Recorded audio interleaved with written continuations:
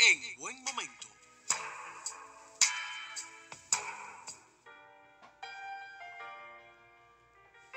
Les decía que hoy tenemos un programa de lujo aquí en Radio Guamá en buen momento.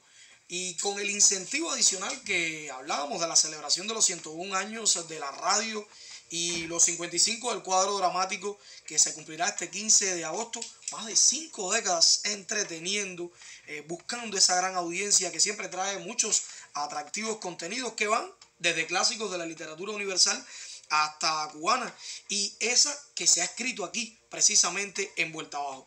Para hacer que este homenaje tenga sentido, hemos invitado, como les hablaba, a nuestra cabina a 3 grandes que han dejado una profunda huella en la historia de la radio de esta provincia. Juan Barrizonte Blanco, director, actor.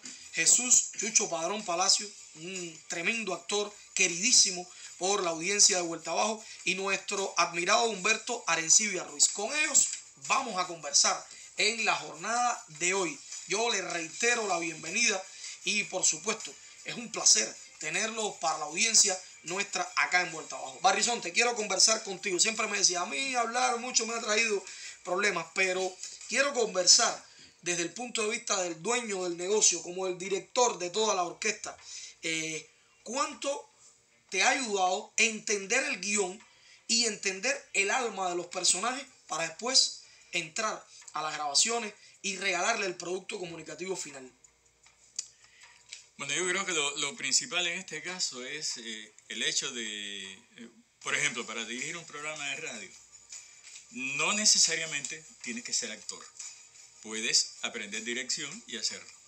Pero si eres actor, tienes la ventaja de que cuando tienes el guión en la mano y te lo estudias, puedes más o menos visualizar cómo debe interpretarlo cada uno, o sea, cómo deben ser interpretados cada uno de los personajes. Como conoces el libreto, conoces los personajes y tienes un elenco que tú conoces también, te es fácil hacer el reparto, lo que la gente le llama casting, reparto. El reparto y darle a cada actor el personaje que le viene bien. Comprenderás que en una emisora como esta, digamos Radio Guamá, hacer una aventura o una novela que tiene cierta cantidad de personajes, hay algunos actores que tienen que doblar. Y entonces, es prácticamente inevitable. Es inevitable. Y entonces, ahí viene la dificultad de que tienes que saber cuál es el actor capaz de hacer 2 personajes diferentes y que no se note mucho, para que el oyente no diga, no, este es el mismo personaje que no. Que el timbre de voz no se pueda ocultar definitivamente, pero que la actuación sea de modo tal que sí te permita interpretar 2 personajes completamente diferentes. Entonces viene la siguiente pregunta, porque fíjate que es interesante eso que me estaba comentando, la importancia de conocer las potencialidades de sus actores para poder entonces darle los roles en función del guión, en función del libreto. ¿Cuán importante es para un director de radio, en este caso un director de programas dramáticos, conocer las potencialidades de sus actores? Si no conoces las potencialidades de los actores que tienes a tu disposición para hacer un reparto, es muy difícil que te salga bien. Puede ser que des un golpe de suerte y te salga todo perfecto, pero tiene que ser un golpe de suerte. Pero para hacerlo exactamente con calidad, tienes que conocer las potencialidades de cada uno de los actores que van a interpretar los personajes de la obra que tú te propones poner al aire. Porque de lo contrario va a ser un fracaso. Esta es una actividad donde no se puede improvisar y decir, ven acá, fulano, tú mismo hazme esto. Fulano, ven acá y hazme esto. No. No se trata de tanteo y error. No se trata de tanteo y error. Se trata de conocimiento, de saber, de hacer un análisis, de hacer, digamos, primero tienes que probarlos, hacer pruebas, hacer ensayos, reconocer las posibilidades de 2 o 3 y entre ellos escoger el que más cerca esté de la realidad, de lo que tú quieres, de poder convencer al oyente de que el personaje que se está haciendo tiene todas las condiciones necesarias para satisfacer la necesidad del oyente. Sí, Chucho, me quería apuntar algo. Eso que dice Barizonte es muy cierto. Yo me recuerdo, mi nombre es Jesús Adolfo Padrón Palacio. Yo tuve que doblar muchas veces. ¿Y qué hacía yo? Hacía con mi voz natural, ¿no? Esta que tú me estás oyendo. Y ese era Jesús Padrón. Otro personaje que hacía, que era, oye, ven acá, fulano, oye, yo quiero hablar contigo. Ese era Adolfo Palacio. Y eso lo tuvimos que hacer. Muchísimas veces. Muchísimas veces. Humbe, tú también eres de los que has tenido que trabajar en varios personajes, o sea, en una misma obra con varios personajes. Sí, mira, Juanito Barizonte tiene lo que estaba diciendo. ¿Qué pasa? Que él trabajó muchos años con nosotros como actor, primeramente como actor y después como director. Y entonces él realmente nos conocía todas las características de todos los actores, actrices y actores. Yo recuerdo ahora, en este caso, cuando estábamos grabando Guaitabo, o sea, La Flecha de Cobre, que a mí, aparte de los castings que hizo Barizonte, apenas hacía casting, porque me decía, Humberto, prueba aquí a este personaje, a cualquiera de nosotros, que ya nos conocía de sobra. Y entonces, con Fausto Badilla, yo hice Fausto Badilla salía en los 7 años, salía en todas las series. Así. Y después sale El Juez Colachea. Y entonces me dice, 9 años duró. Y entonces, vamos, coge El Juez Colachea también. Y entonces empecé, pero era que eran características, muchas características que diferenciaban esos dos personajes y me era más fácil a mí para hacerlo. En una ocasión salían los dos en una aventura, salían ambos, y en una discusión fuerte ellos dos. Sí. Y entonces dijo Barizonte, porque era un poquito imposible, porque se interrumpían, muy complicado, claro, y se interrumpían, y no es como ahora que es la cosa digital, la gente eran los rollos, la cinta que... ¿Y qué hizo Barizonte? Bueno, grabamos primero un personaje. No sé si Barry se acordará de eso. Grabamos primero a Juez Colachea y entonces después... Encima de la grabación, ya en vivo, hice a Fausto ahí y así nos fue mucho mejor. Mira, y lo que decía Barizonte sobre esos personajes que hay que buscar. Yo tengo un caso con Juan Gualberto Pérez Mena. Yo estaba dirigiendo Operación Secreta y al mismo tiempo hacía el capitán de Operación Secreta. Pero tenía muchos personajes y entonces salí al pasillo. Juan Gualberto Pérez Mena, ¿te acuerdas? Era custodio de aquí. El charro. No, el charro es... No, nosotros le decíamos el charro. Bueno. Se ponía su... Sí, sí. los implementos de la guardia. Bueno, pues yo, Emilio Álvarez era el administrador de aquí. Y Juan Gualberto, se me traba la lengua y todo. Y entonces me asomé y lo veo. Jamás en la vida ¿qué me va a pasar? Pero dije, bueno, era un personajito que... Y le dije, Guajiro, léete eso ahí. No, ¿para qué? Léete eso ahí. Lo leyó. Cuando terminó, dice, ya. Digo, a ver, léeme ahí. Y fui directo para donde estaba Emilio Álvarez Pérez.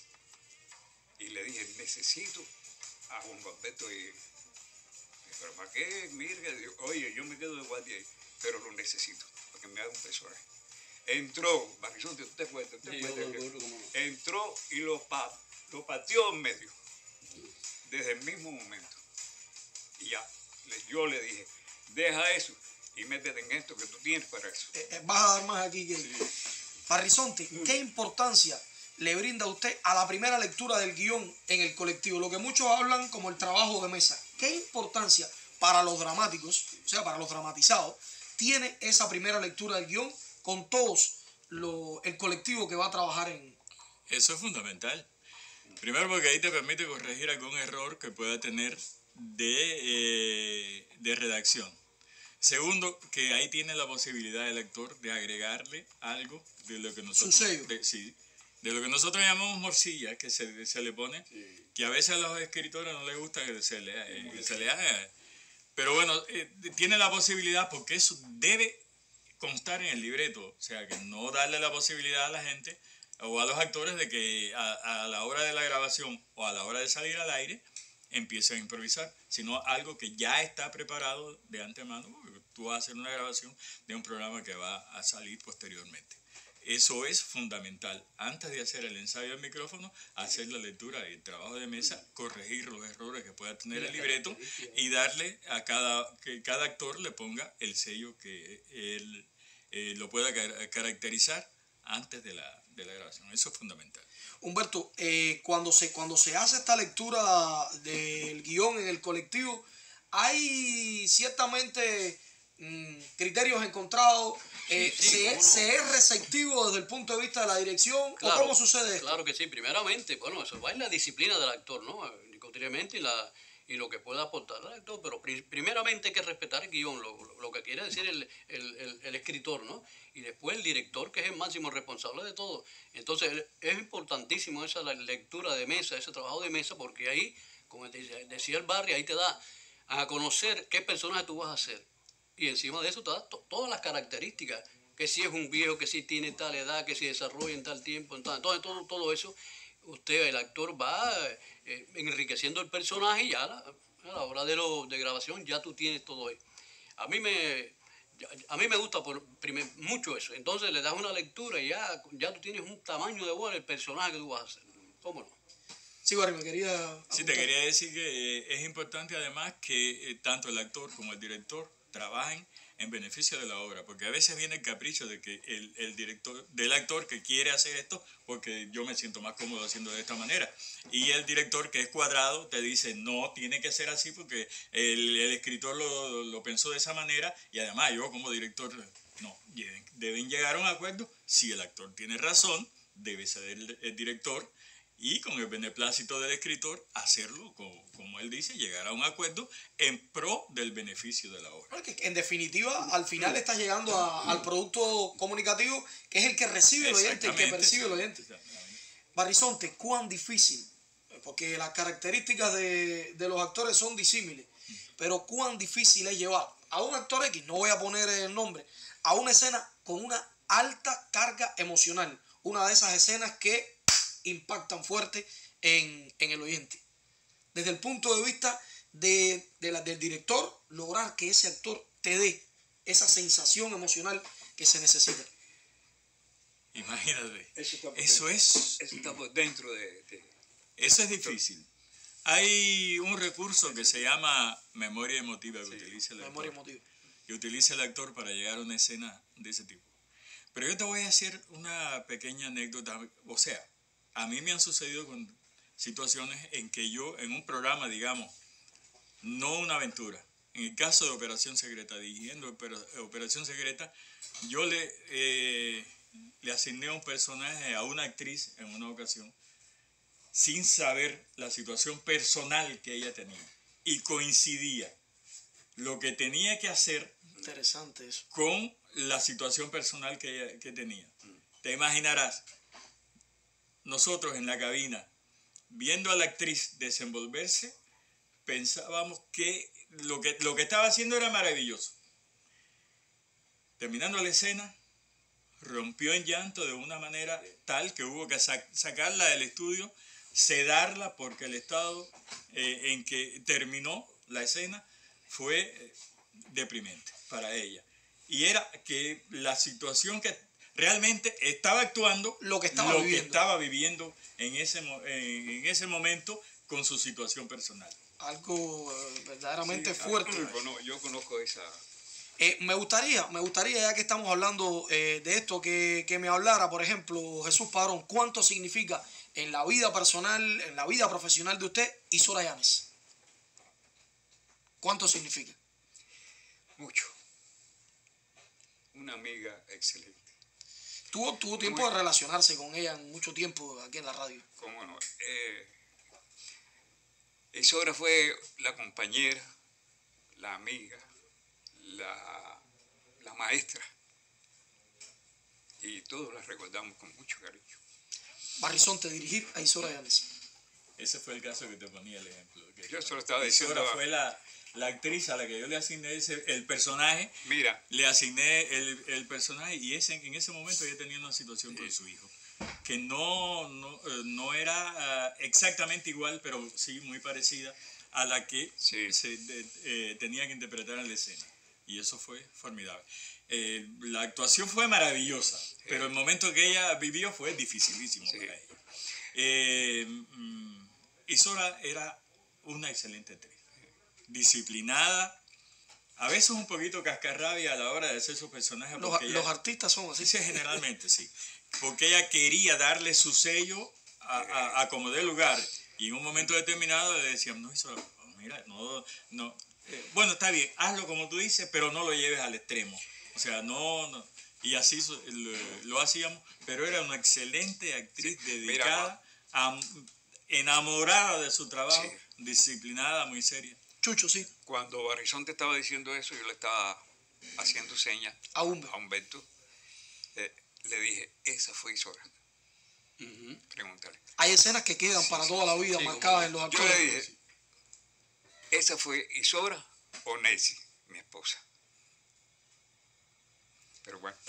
Humberto. Bueno, cualquiera de las dos, Nessie era una bárbara también. No, pero todavía vamos a seguir hablando de más actrices. Isora era una gente tremenda, como decían ellos. Era una gente muy, muy chévere, una gente muy de la calle, una gente, y ayudaba a todo el mundo. Tenía una experiencia como actriz de teatro y de cine también, porque trabajó en una o dos películas, recuerda, Los Días del Agua, si mal no recuerdo. Y entonces, y así era. Y hicimos de pareja en muchísimas ocasiones, en Operación Secreta, en muchos seriales hicimos de...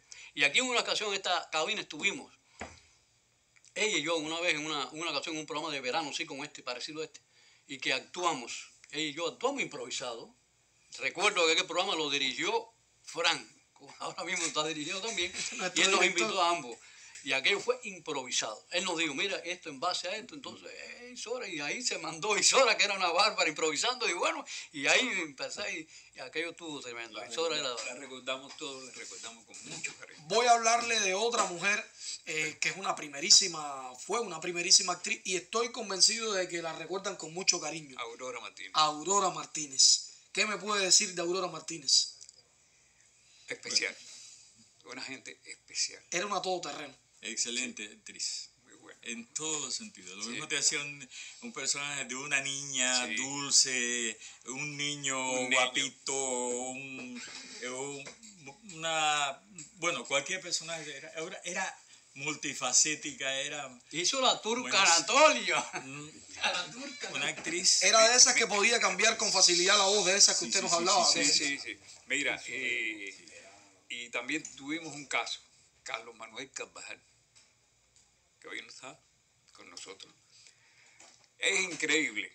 Hacía una niña, no un niño, una niña hacía Carvajal. ¿Te acuerdas? Sí, cómo no. Usted lo recuerda. Una niña. En el caso de Aurora, además, era maestra, profesora. Cada vez que entraba una actriz nueva, tú le podías decir, Aurora, mira, entró una actriz, tú eres la encargada de darle los elementos fundamentales para que ella pueda comenzar a trabajar. La cogía de la mano y si tenía condiciones, hacía de esa una excelente actriz. Era también Porque alguien que era muy diáfana con los jóvenes. Exactamente. Yo la recuerdo entrando Era a la radio. pedagoga. Exactamente. Pedagoga, ella era capaz de enseñarte, de formarte a las actrices que fueron entrando, porque, bueno, nosotros fuimos formando el grupo dramático así, escogiendo Además de escritora y poetisa, Y que era que poetisa, publicó libros. Yo recuerdo cuando entraba a la radio, ya era una mujer mayor, y yo le decía, cuando yo era prácticamente un adolescente cuando entraba a la radio aquí, y yo le decía que la belleza que ella expresaba era algo excelente. Uno ya era una mujer ya de cierta edad, y uno la veía y se enamoraba de ella, y esa voz que tenía siempre era una voz muy dulce. y cantaba excelentemente, y tocaba el piano maravillosamente, era, bueno, multifacética. ¿Qué decir de este hombre que les voy a hablar ahora? Porque hemos hablado de dos mujeres, de Isora y de Aurora. Jesús Benítez Rubio. Siempre me dicen que sí es mi abuelo. Y yo le digo, bueno, no es mi abuelo, aunque lo siento como parte de mi familia. Y hoy lo siento más vivo en este programa. Hoy lo siento mucho, mucho más vivo a Jesús Benítez Rubio. ¿Qué me pueden decir él? Mira, él me decía a mí casa sola. Yo le decía a él casa sola. En la agenda que yo tengo de teléfonos, dice el teléfono de él, que no lo he borrado, y al lado dice Jesús Benítez Rubio. y al lado así, entre paréntesis, Casa Sola.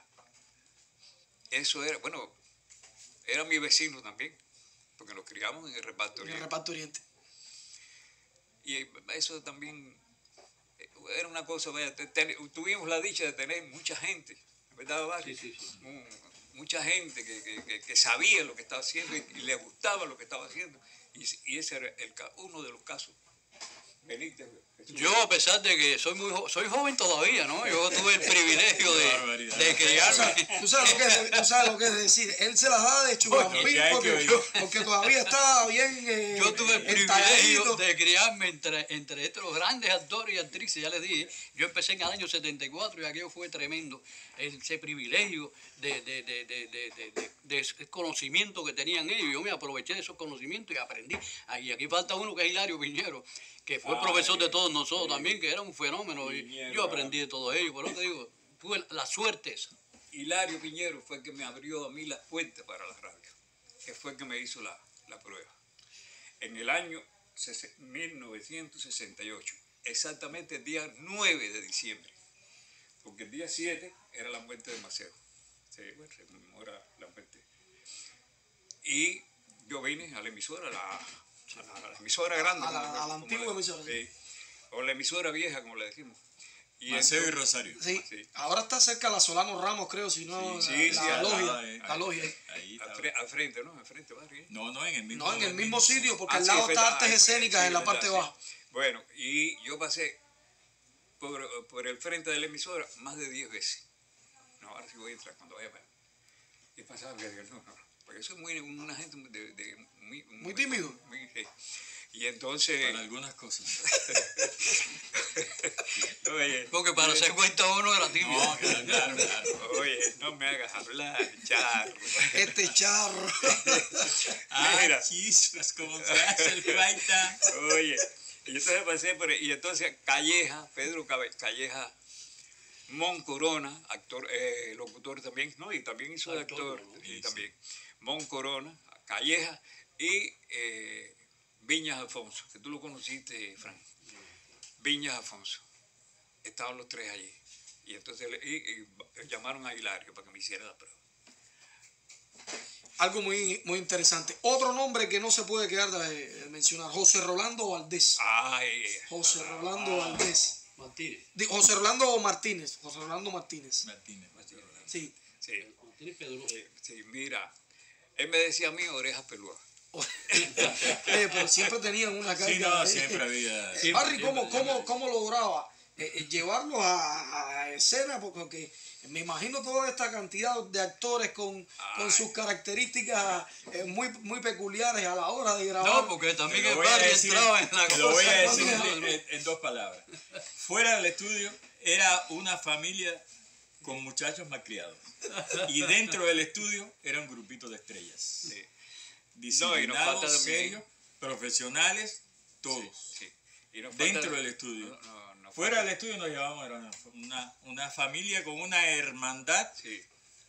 Sí, como pero la sí. mejor familia Sí. del mundo. Y No falta hubo también problema entre nosotros. Félix Hernández. Félix.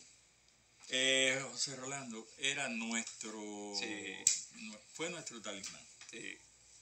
Fue uno de los últimos que entró, el más joven del grupo, uno de los más jóvenes, junto con Giovanni Roque.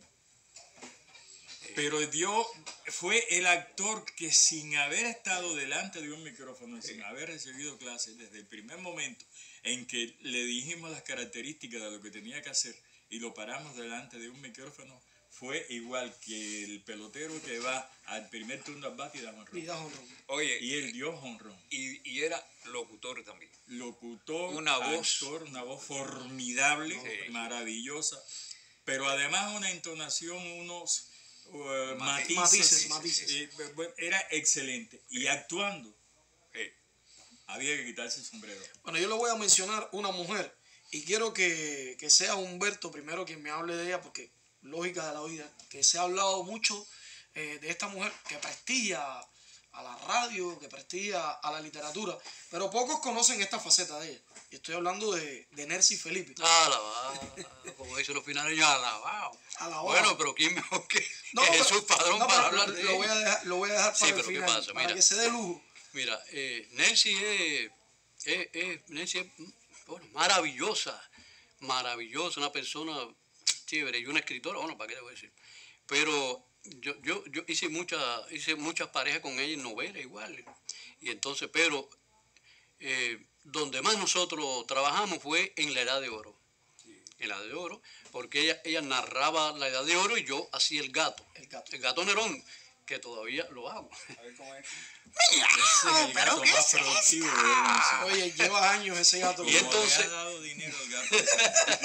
Me ha aportado algo, ¿sí? Y entonces, Nancy y yo durante muchos años hicimos esa pareja de gatos. Y entonces después, cuando Nancy se jubila, viene Aurorita Martínez, que es la que sigue conduciendo ese programa. Cuando Aurorita Martínez se jubila, el gato Nerón permanece todavía. Entonces, Laura Chirino es la que continúa narrando los cuentos. Laura deja, bueno, en ocasiones sustituye, después viene Adanael Maguer y el gato se mantiene. Barrizonte tiene ese gato más de 7 vidas. Ese Oye, Es que más yo lo de quiero. 7 vidas. Entonces yo me jubilé, me jubilo y el gato, las personas, los el gato oyentes de los y bobos. sobre todo los niños quieren que yo siga haciendo gato. ¿Te imaginas? Chucho, de Nelsi, no me hable de ese amor que es evidente, de una vida que lleva. Háblame de la profesional que de una forma, no sé, admirable, Mira. le encantó. Mira, yo he tenido la dicha más grande que puede tener un hombre. Ser el esposo. Bueno, yo no te dije que los años nos hacen ser un poco sensibles y además toda la carga emotiva que tiene el hecho de haber compartido la vida con una persona tan excelente como Nelcy Felipe para Jesús es algo muy grande y está justificado el hecho de que ahora se sienta de la manera que se siente. Nelcy, una persona maravillosa. Yo tuve la oportunidad de conocerla. Bueno, nosotros empezamos a trabajar juntos en el año 1971, Nelcy. Ella escribía cuando aquello, el programa Tardes Infantiles. Tardes infantil. Y de ahí, de las cosas que ella hacía para Tardes Infantiles, fue que hizo su primer libro, que era Para que ellos cuenten, y fue con eso, con todas esas obras que recopiló, modernizó, arregló, le hizo todo. Ella presenta su libro al Premio David y gana el Premio David con Para que ellos canten. Y después continúa escribiendo porque es un talento enorme, tanto para escribir, tanto para actuar, para tratar a las personas, para sentarse a conversar contigo sobre cualquier tema, la dulzura de su voz, la nobleza de carácter, de espíritu de Nelcy. Su conocimiento, su preparación, su que es conocimiento de la vida. importantísimo. Además, su interés por conocer a las cosas. Mira. Porque ella se siente, conversa y pregunta, investiga. Sí. Y cuando se siente a escribir, ya tiene un dominio total de lo que va a hacer. Mira, en la casa hay una pared. La casa es grande. Sí. Pregúntale a Humberto y a Barrizonte.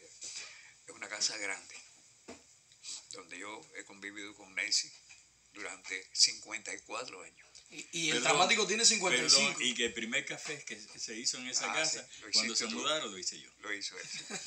Oye, y ella, de arriba abajo la pared esa,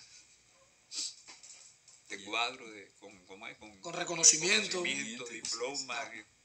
Ha sido una vida completa entregada a la... Hablar de ella me es muy difícil porque me oprimo. Y como actriz de la radio, por favor, ella, cantidad de protagonizando novelas y eso fue tremendo.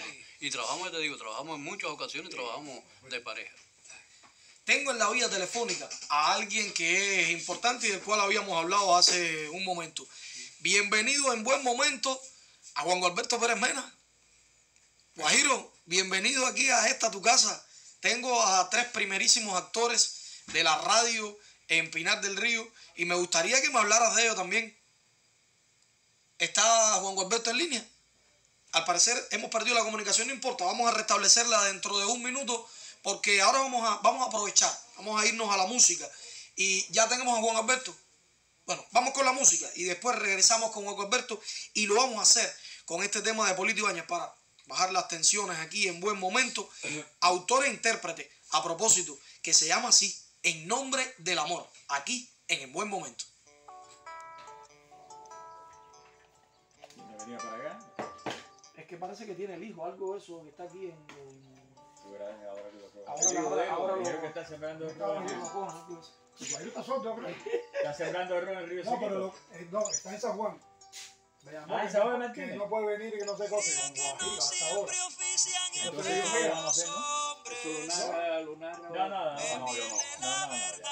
No. Lo importante era que él estuviera porque él fue pieza Lo que fundamental. podemos hacer sin la narración. Sin la hacer el narración. comentario. No, y lo voy a dejar para esta parte que viene vuelta. Claro. Porque el problema es que está, entonces fue a casa no sé quién es. Qué bien, madre, carajo. Diría que más que doler, No puedo hablar de Nelson. la gente a otro pecho Le coge la caca que prefiere dar dolor. Ya este no es un viejo, es una vieja Pero lo que ridícula. más me sorprende es que algunos te aplauden. Tú sabes